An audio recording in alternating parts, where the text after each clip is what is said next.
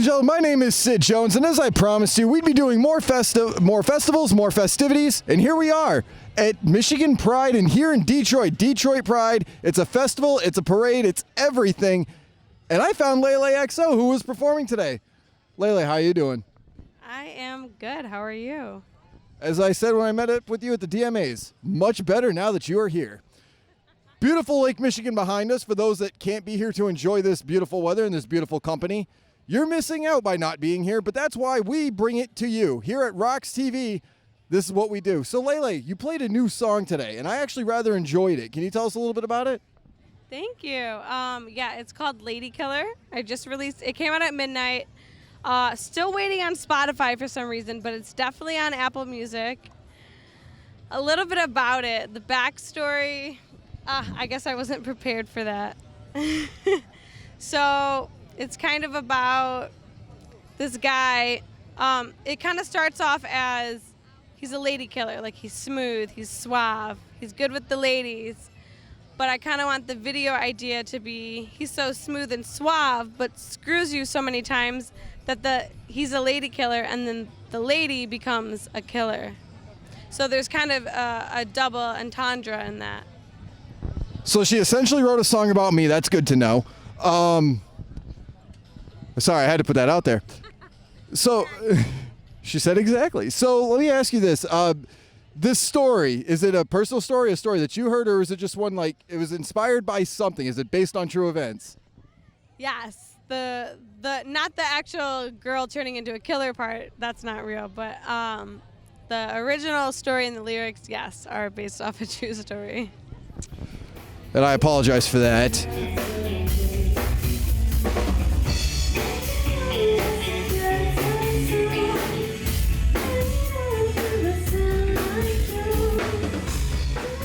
So there was a song you did a throwback all the way back to 2014. Tell us a little bit about that music.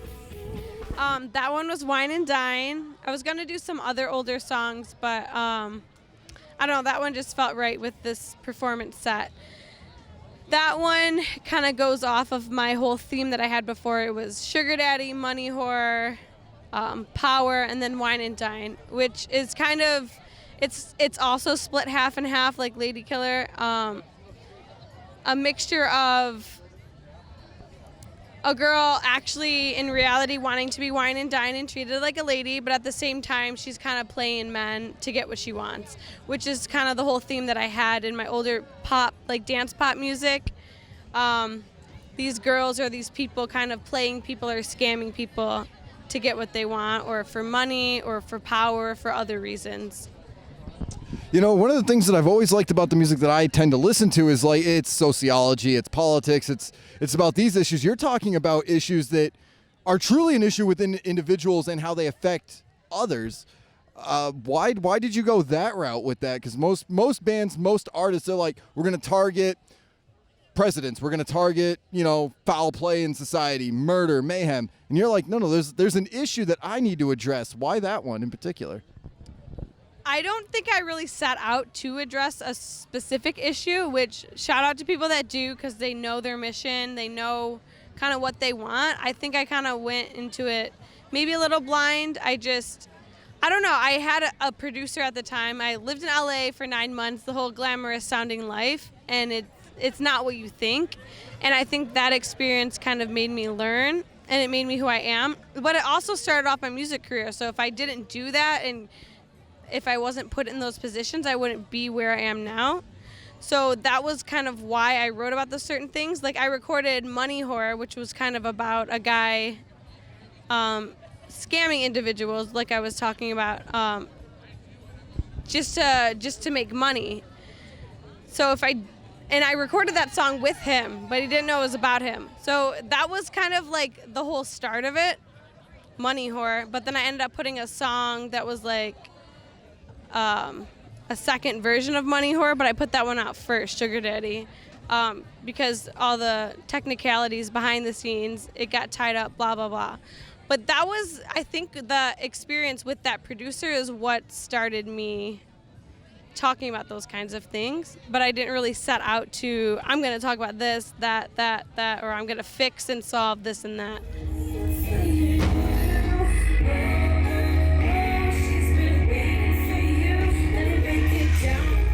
LA, Los Angeles, City of Angels. I actually got a lot of love for LA. What made you go from LA here to Detroit? Well, I'm from here. I went to LA for like 9 months and then back here because it's super expensive.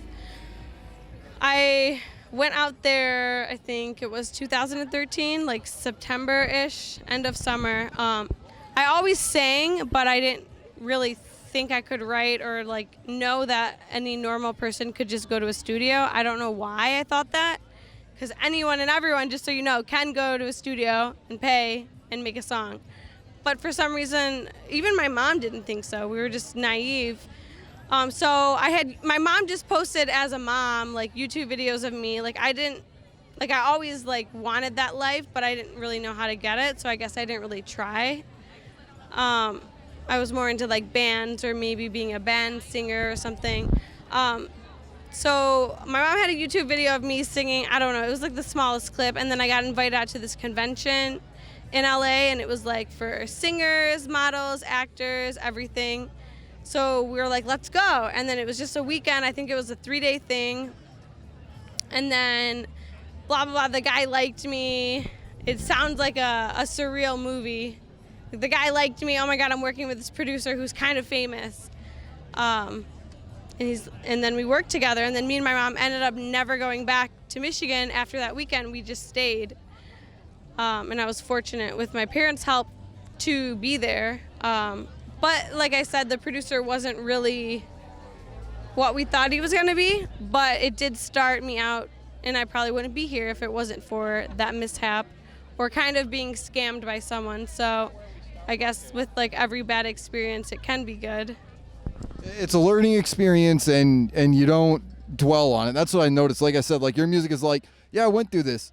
Now I'm going to respond. I'm going to use my music as my power, as my voice, to overcome that, and maybe somebody else can connect with it as well, which is one of the things I really appreciate about your music. What the other inspirations you've had traveling and things like that? Have there been other places where you're like, I got to do a song about this person that I've met, or anything to that effect? Like in different locations? Well, like that in LA, I'm trying to think. Recently it's been a lot here. Yeah, I don't know if there's been a specific place lately. Like I have been to different states, but I don't think anything that I wanted to really write about. If I sat down and thought about it, I could probably come up with something about whatever, but not technically. What's one of your favorite places that you've traveled to?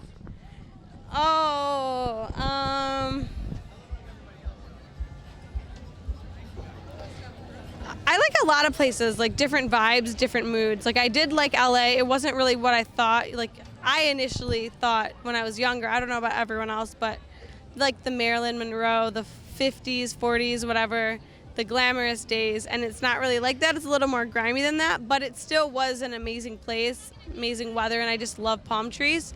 So that is a good place. New York, it was really cool, a little too busy for me. And then Pittsburgh, actually. And then I've been to Chicago a few times, which is nice, too. I don't know. They all just have a different vibe. I love New York City, and what I love about New York City is you can go to one side, and it's like beautiful colors, bright lights. And then on the other side, it's got that grimy underground-esque to it, which I also appreciate. Seeing both sides of it, it's a polar opposite city. But, yeah, it's very busy and very much a tourist trap. With the music that you've got coming out, can you tell us a little bit about some ideas for projects? Oh, I have a ton.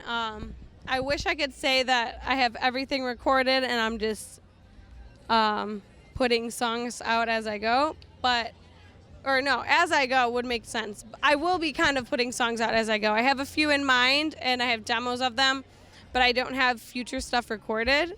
But I kind of have my concept and idea of like the next project.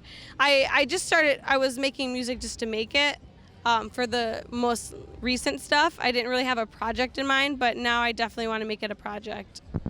Do you have an idea for a title for it or what the theme might be or anything? No, not really, but I'm liking the Lady Killer vibe, so I might kind of keep something similar. It's got that Tarantino-esque to it, too. I noticed that, like, you can almost hear that being played in the background of one of those movies. One of my favorite shows as of late is Blacklist, so I wouldn't be surprised to find your music playing for one of those kinds of scenes, if you know what I'm talking about, where it's like, it's devastating, but it's that soothe music that plays over. It's got that duality to it, and I absolutely love it. Do you have any shout-outs you'd like to give to anybody at home watching this? Shout out to everyone that came today. Shout out to my mom always. I'm drawing a blank. Shout out. This is Pride Festival, so shout out to everyone at Pride. Yeah. Shout out to you. I adore you.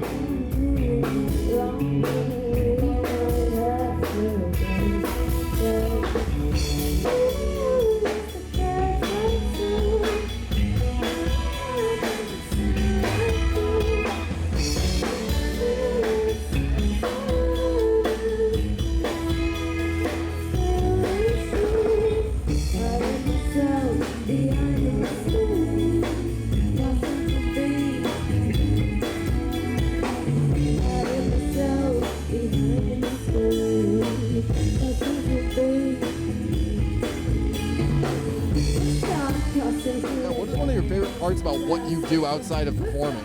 Outside of performing, I want to say nothing almost. Like, I'm kind of miserable every day unless I'm doing this. That's why I want to make this my 100% life, you know? It's hard to keep that balance with trying. It's not all about money to me, but trying to make a living doing what you love. And it can be a struggle. People might think, oh, you have fans or you have these shows or this song is good quality, this or that, but you maybe aren't where they think you are in supporting yourself without doing other things.